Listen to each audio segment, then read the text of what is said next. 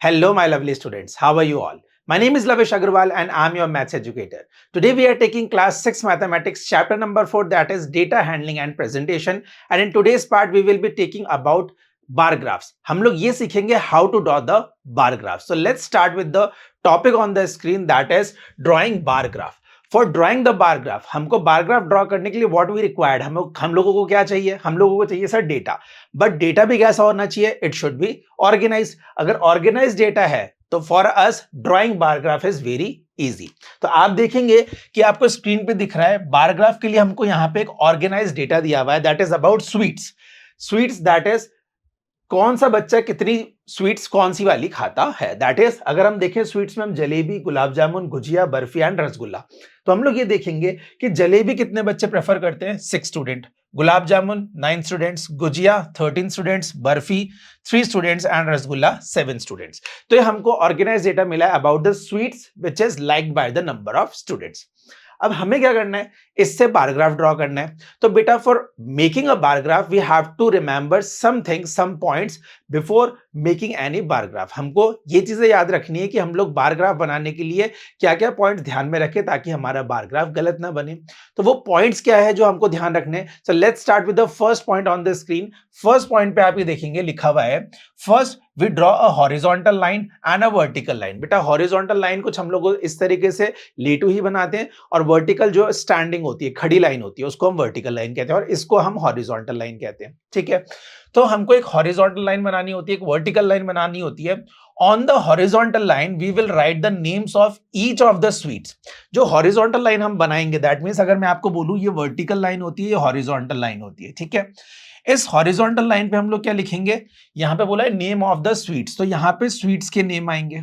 ठीक है, फिर इक्वली स्पेस्ड होने चाहिए, इनके बीच का जो स्पेस होना चाहिए बिल्कुल इक्वल होना चाहिए. ठीक है, तो यहां पे आपको क्या करना है, इक्वल स्पेस में बनाना है. तो हम लोग इक्वल स्पेस में यहाँ पे ड्रॉ करेंगे. ठीक है, तो कैसे करेंगे हम लोग उस चीज को ड्रॉ, हम लोगों ने ले लिया ये लाइन होती है हॉरिजॉन्टल वर्टिकल, यहाँ पे हमने स्वीट ले लिया. अब यहाँ पे जो आप स्वीट्स के नाम लिखेंगे उनके बीच का गैप जो होना चाहिए बिल्कुल इक्वल होना चाहिए. After that they are saying from which the bars will rise in accordance with their frequencies. और उन जगह पे जहां पे आप स्वीट्स के नेम लिखेंगे उसी के ऊपर हम लोग बार ग्राफ बनाएंगे. टेंशन लेने की जरूरत नहीं है, अभी थ्योरेटिकल समझाया जा रहा है, इसी चीज को I will take as a practical also, मैं आपको बना के दिखाऊंगा. तो अभी आप सिर्फ थ्योरी समझिए, थ्योरी में आपको क्या समझाया जा रहा है. हम लोग फिर आगे क्या करेंगे, जब हम लोगों ने बार राइज कर दी है according to their frequencies, and on the vertical line we will write the frequencies representing the number of students. ठीक है, बात इतनी सी है, इस पॉइंट में आपको इतना सा समझाया गया है that we will take 2 lines, that is horizontal line and vertical line. हमने 2 लाइन ली है, वेरी गुड. हम लोगों ने हॉरिजॉन्टल लाइन पे क्या मेंशन किया है, we have mention the name of sweets. Sweets के नाम हम लोग कहां मेंशन करेंगे, हॉरिजॉन्टल लाइन पे, that is this one.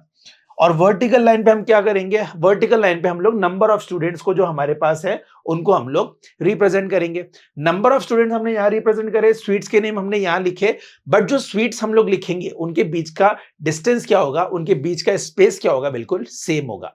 So that जब हम वहां पे स्वीट्स के अकॉर्डिंगली हम लोग फ्रीक्वेंसीज ग्राफ बनाएंगे तो वो कुछ अच्छे दिखेंगे हमें लगने में, और उसके बीच में कुछ हौच पौच भी नहीं होगा. तो आइए देखते हैं सेकंड पॉइंट हमको क्या ध्यान रखना है. फर्स्ट पॉइंट क्लियर है, सेकंड पॉइंट में आपको बताया गया है कि सेकंड पॉइंट में we must choose a scale, हमें स्केल चूज करनी पड़ेगी. You remember that I have told you कि हमें स्केल लेनी पड़ती है. एक यूनिट हमने कितने स्टूडेंट्स के बराबर लिया, या फिर हमने एक पिक्चर कितने स्टूडेंट्स के बराबर ली थी, तो वो यूनिट्स होती है, वो स्केल होती है, की होती है. Remember, very good.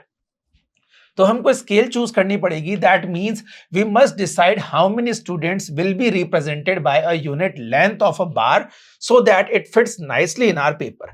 हमको ये बताना पड़ेगा कि हमने 1 यूनिट जो है, 1 यूनिट को कितने नंबर से हमने रिप्रेजेंट किया है, so that we will make our bar graph accordingly and it must be fitting in our bar graph. हमारे वो ग्राफ में हमारे क्या होगा, वो फिट हो जाएगा. ठीक है, तो हमें यूनिट्स लिखनी पड़ेगी. Here we will take 1 unit length to represent 1 student.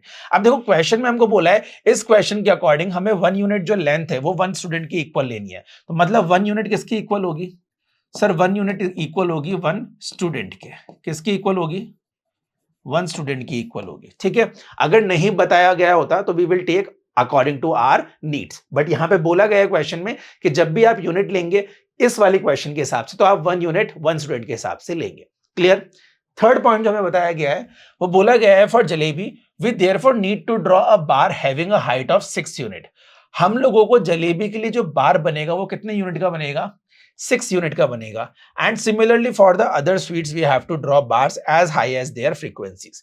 जैसे कि हम लोगों को जलेबी के लिए 6 यूनिट्स बनाने पड़ेंगे, उसी तरीके से हम लोगों को बाकी स्वीट्स के अकॉर्डिंग भी उनकी जो फ्रीक्वेंसीज है उसके according we have to make the bar graph. इतनी बात समझ में आ गई आप लोगों को? अगर समझ में आ गई तो क्वेश्चन हम लोग करते हैं कि क्वेश्चन जब हम लोग बार ग्राफ बनाएंगे इस क्वेश्चन का तो वो कैसा दिखेगा? तो वो कुछ ऐसा दिखेगा आपकी स्क्रीन पे। आइए, पहली बात आपको बताई गई थी जब बार ग्राफ बनेगा तो हम 2 लाइंस लेंगे, एक लाइन ये और एक लाइन ये। तो ये जो हॉरिजॉन्टल लाइन ली है हम लोगों ने, उस पर हमने नेम ऑफ स्वीट्स लिखा है, that is jalebi, gulab jamun, gujiya, barfi and rasgulla. ये बात समझ में आ गई। उसके बाद हमने बोला था कि जो वर्टिकल लाइंस है उस पर हम लोग क्या लेंगे? नंबर ऑफ स्टूडेंट्स लेंगे। तो हमने यहाँ नंबर ऑफ स्टूडेंट्स लिए, वेरी गुड। इन्होंने बोला था हमको कि 1 यूनिट हमको क्या रिप्रेजेंट करेगी? The 1 unit will be representing 1 student, very good. तो आइए यहाँ पे यूनिट देखिए, हमने क्या लिए? 1 1 की यूनिट ली है, 0 से 1, 1 से 2, 2 3 4 5 6 7।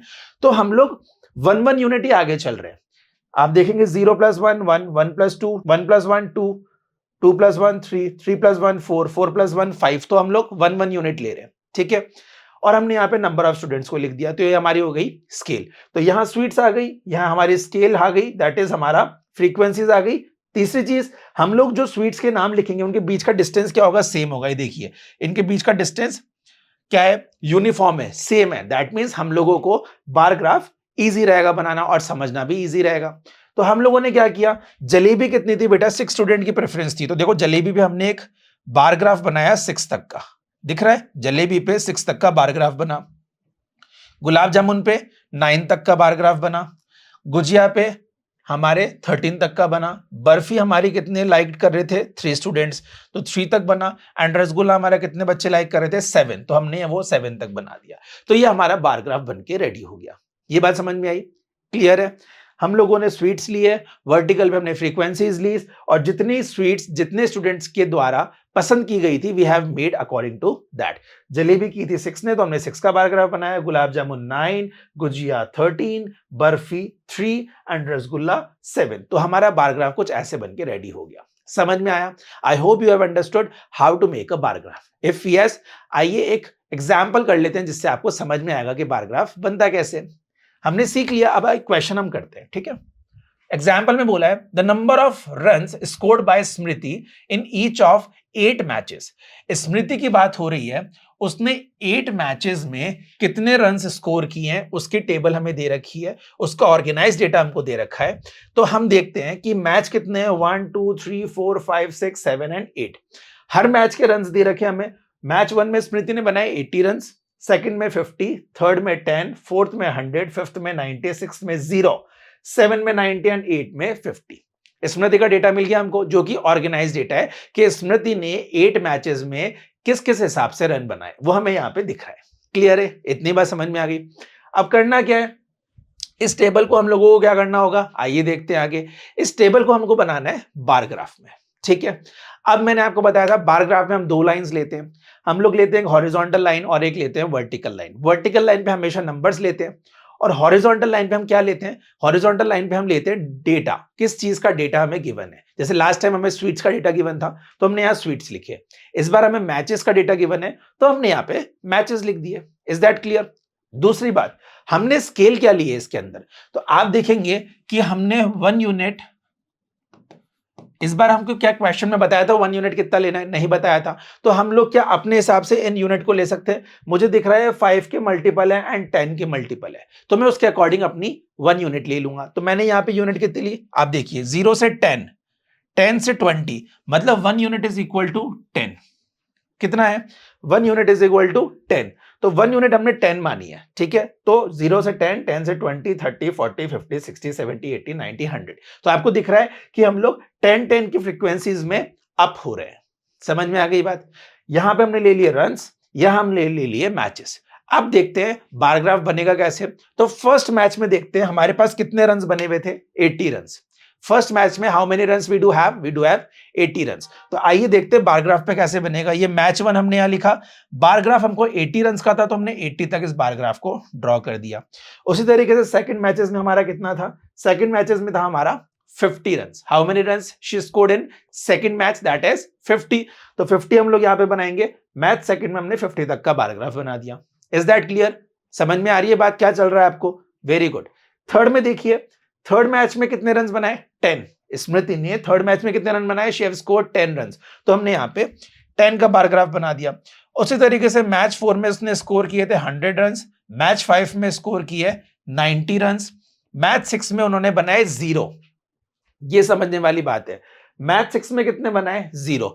अब 0 बनाए तो बेटा 0 तो ये वाली लाइन है, सबसे नीचे वाली लाइन है, इसका मतलब बार ग्राफ तो बनना पॉसिबल ही नहीं है, बिकॉज उसने कोई रन ही नहीं बनाया। She got out on 0 run. That means अगर 0 रन पे आउट हो गई तो कोई बार ग्राफ यहां पे नहीं बनेगा। So we have left it blank, हमने इसको ब्लैंक ही छोड़ दिया। ठीक है, मैच 7 में कितना हुआ? 90, और मैच 8 में कितना हुआ? 50। तो हम लोगों ने बार ग्राफ प्रिपेयर कर दिया। समझ में आ गई बात? इजी है बार ग्राफ बनाना, कुछ नहीं करना है, 2 लाइंस लेनी है, हॉरिजॉन्टल वर्टिकल। हॉरिजॉन्टल लाइन पे we have to take the details of data, क्या किस बारे में हमको डिटेल दे रखा है। वर्टिकल लाइन पे हम लोगों को नंबर लेना है, सो दैट बार ग्राफ की फ्रीक्वेंसीज दिखे, अप एंड डाउन होता हुआ वो हमें दिखे, जैसे अप एंड डाउन होता हुआ हमें बार ग्राफ दिख रहा है। ठीक है, उसके बाद हम लोगों को स्केल बतानी होती है, स्केल में हम 1 यूनिट कितनी ले रहे हैं, और इजीली हम लोग क्या करते हैं, फिर पूरा बार ग्राफ इजीली ड्रॉ कर देते हैं। बहुत इजी है बार ग्राफ बनाना। इतनी बात समझ में आ गई? तो ये हमारे पास रन का हम लोगों को एक चार्ट दिया हुआ था, उसको हम लोगों ने यहाँ पे बार ग्राफ में रिप्रेजेंट कर दिया। इतनी सी बात समझ में आ गई? कोई डाउट इस चीज में? नहीं। आइए आगे चलते हैं। आगे हम लोग एक एग्जाम्पल और देख लेते हैं। एग्जाम्पल बोल रहा है, the following table shows the monthly expenditure of Imran family on various item. Data किस चीज का गिवन है? इमरान की फैमिली का। बट इमरान की फैमिली में किस चीज का data? That how much they are spending on items in a month. या फिर हम लोग कह सकते हैं कि इमरान की फैमिली जो है मंथली किन किन आइटम्स पे कितना पैसा खर्च कर रही है। तो हमें एक ऑर्गेनाइज डेटा मिला हुआ है जो हम लोग इजीली रीड कर सकते हैं। तो आइए देखते हैं। हाउस रेंट पे कितना देता है इमरान की फैमिली? 3000 रुपीज। फूड पे कितना खर्च करते हैं? 3400 रुपीज। एजुकेशन पे 800 रुपीज, इलेक्ट्रिसिटी पे 400 रुपीज, ट्रांसपोर्ट पे 600 रुपीज, एंड मिसलेनियस पे 1200 rupees. What is miscellaneous? Sir ये मिसलेनियस क्या होता है?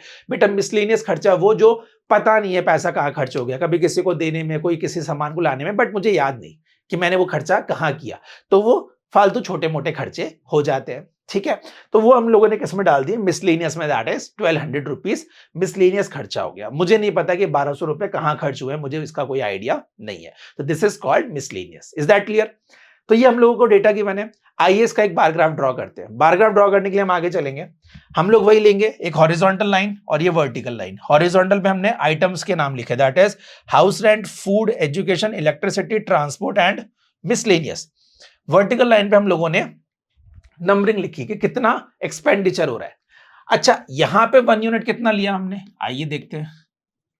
1 यूनिट हमने कितना माना? देखिए यहां पे हम लोगों ने लिया 0 से 200, 200 से 400। दैट मींस यहां पे 200 का क्या चल रहा है? 1 यूनिट का एक्सपेंडिचर चल रहा है। 1 यूनिट मतलब 200 रुपीज एक्सपेंडिचर।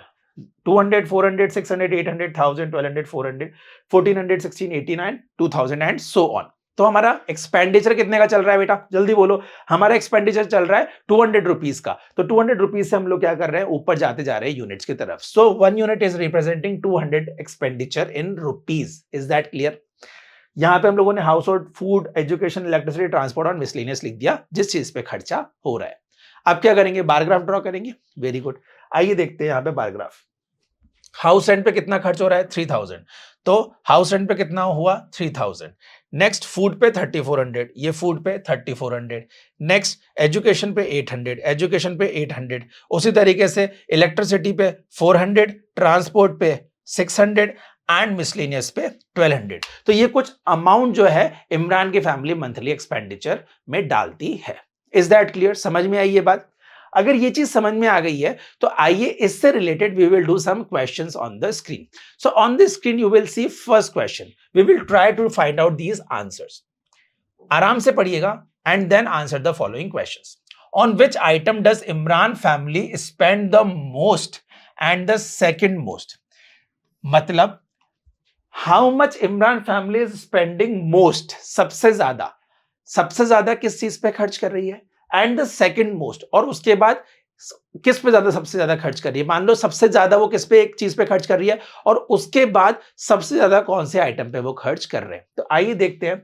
इमरान की फैमिली जो है, हमको दिख रहा है कि यहाँ पे फूड पे सबसे ज्यादा खर्च करी, दैट इज 3400। तो हम यहाँ लिख देंगे कि इमरान की फैमिली फूड पे खर्च कर रही है बेटा 3400 रुपीज, ठीक है।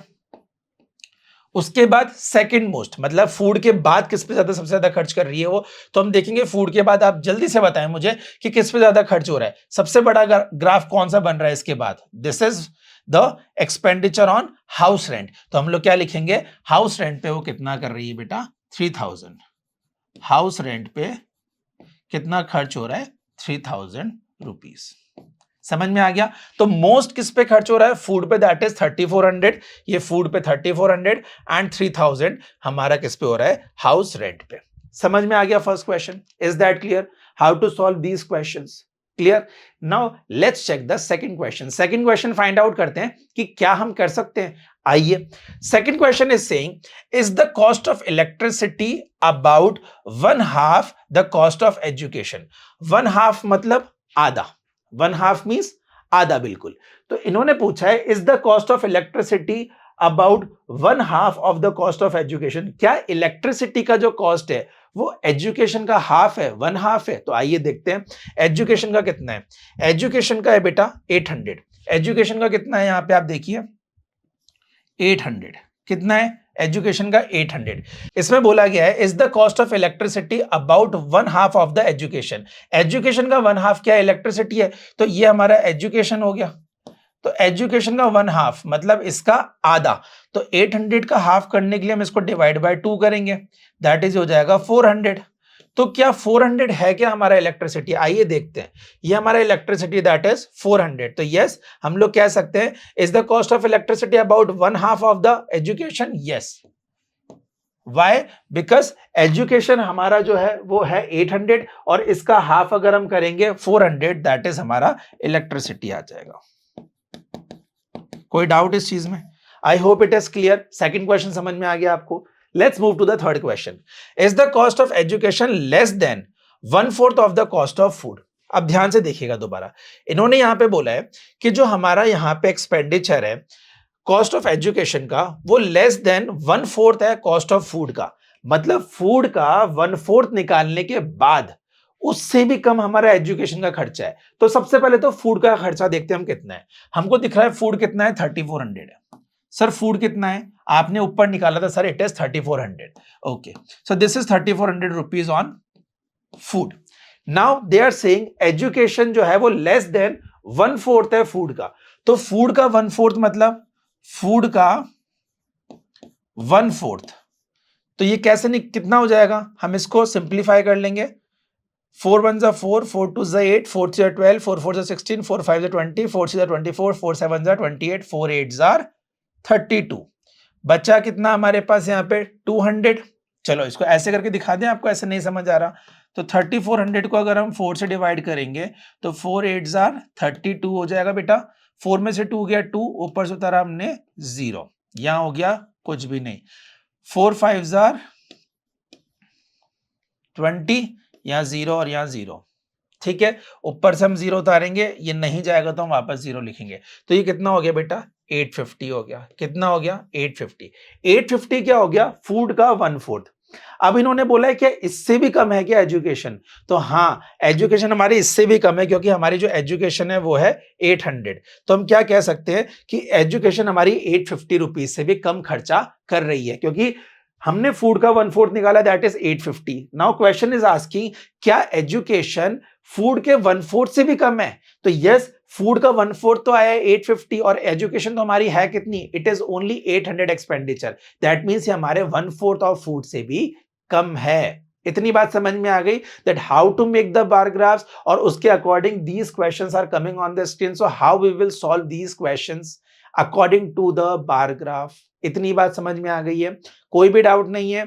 अगर नहीं है तो आगे चलिए और समझिए कि हम लोगों ने आज क्या क्या समझा है। हम लोगों ने समझा था कि बार ग्राफ ड्रॉ कैसे करते हैं, उसके कुछ हमने 2-3 रूल्स देखे, उसके बाद हम लोगों ने बार ग्राफ बनाना सीखा, and after that how to solve the questions according to the bar graph that is given on the screen और the bar graph that you have made. Clear है? समझ में आ गई बात? अगर समझ में आई है तो let's move forward and understand one assessment. One assessment on the screen is saying, can we immediately understand the frequency of a different classes and compare them by looking at the bar graph? हमको ये बोला गया है, क्या हम immediately एकदम से हम लोग देख के ये बता सकते हैं क्या किसी भी क्लास का कंपेयर करके कि किसकी फ्रीक्वेंसी ज्यादा है और किसकी कम है?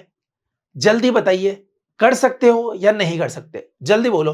तो हम लोग कहेंगे यस, हम कर सकते हैं। बेटा, when we are making a bar graph, जब हम लोग बार ग्राफ बनाते हैं तो बार ग्राफ की फ्रीक्वेंसीज तो अप एंड डाउन करती है बार ग्राफ को।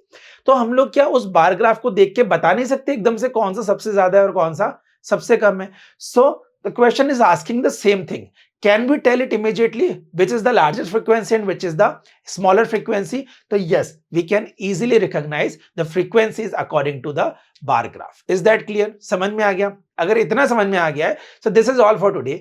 Let's meet in another video. Till then, take care. Goodbye.